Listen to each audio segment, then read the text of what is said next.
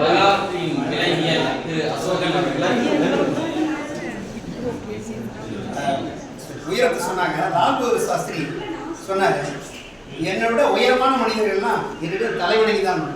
அப்படி நான் அவரிடம் கிட்டத்தட்ட கடந்த காலம் முந்தைய 25 வருஷம், அதாவது ஒரு சில்வர் ஜூப்ளி என்று சொன்னோம். குடும்பத்தை நான் சொல்லலாம் என்பதற்கு முன்னாடி அவரே சொல்லியிருந்தார். ஒரு பண்பான கல்வியிலும் அன்பும் கனிவும் கண்டிப்பும் உள்ளது. என்னுடைய துணையாளி அவங்களுக்கு ஒரு கிளாஸ் போகணும்னா நீயா நானா அதெல்லாம் நினைச்சு பார்ப்பேன்.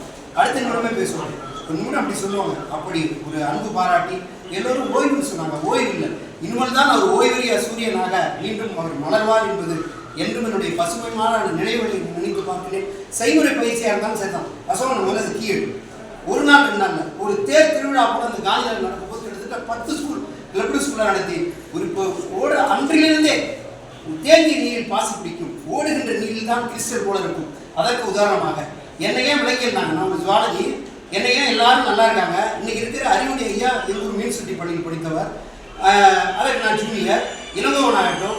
அதிலிருந்து வந்ததிலிருந்து நான் ஐயாவை பார்க்கும்போதெல்லாம் அவருடைய வசதான நினைவுகளை தான் பரிமாறும். ஒரு பாரம்பரியம் இருக்கும். அருளும் பொருளும் கலைமகளும் மலைமகளும் ஒரு விதத்தில் குடிகொண்டுள்ளார்.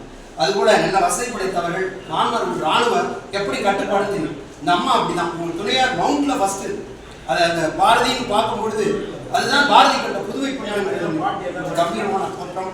அதுபோல் மகன் மருத்துவத்துறை நம்ம டிபார்ட்மெண்ட் அது கந்தசாமி ஐயா இருக்கும் பொழுது அடுத்த விஸ்வநாயகம் போதெல்லாம் நினைத்து கொண்டே இருக்கு. எனக்கே தெரியாது, ஐயா அதெல்லாம் சொல்லவும் மாட்டேன். அதனால இப்போ ஐயா அவர்கள் எனக்கு ஒரு பர்மிஷன் கொடுத்தார்கள். சார்பாக எனக்கு இந்த வாய்ப்பு கொடுத்ததுக்கு கோடான நண்பர்கள் வணக்கத்தோடு மீண்டும் எல்லோரும் உறவு வளர விருப்பமான பாடம் விலங்கியல் பாடம். ஒவ்வொரு செல்லும் நாம் அந்த ஒரு டைனமிக் ப்ராசஸாக ஒரு ஆக்டிவாக நாம் இருந்து மீண்டும் அவருடைய தலைமையில் இந்த சிஇஎஸ்ஓ கூட்டமானது நன்றாக வளர வேண்டும் என்று வாழ்த்துதலோடு உங்கள் வாழ்த்தோடு சிறிய ஆசிரியர்